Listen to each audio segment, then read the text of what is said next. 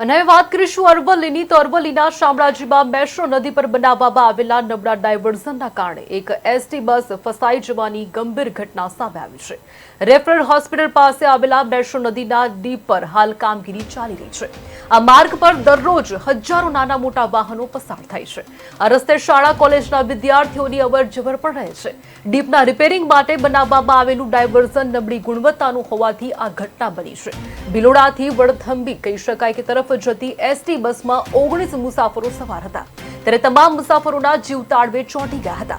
જો કે ડ્રાઈવરની સૂઝબૂછને કારણે બસને સાવચેતીપૂર્વક ઊભી રાખવામાં આવી અને તમામ મુસાફરોને સલામત રીતે બહાર કાઢવામાં આવ્યા હતા।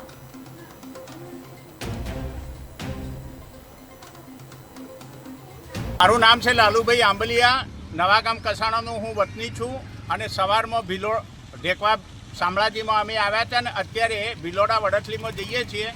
પણ આ નબળી કામગીરીના કારણે પુલ જોડે આ હોસ્પિટલની બાજુમાં પુલ જોડે ગાડી ફસાઈ છે, અમે નીકળી શકતા નથી।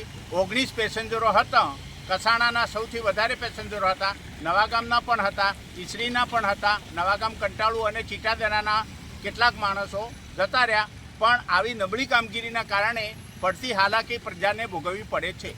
કેટલા સમયથી એ ફસાઈ બસ? હમણાં કલાક થયો, 1 કલાક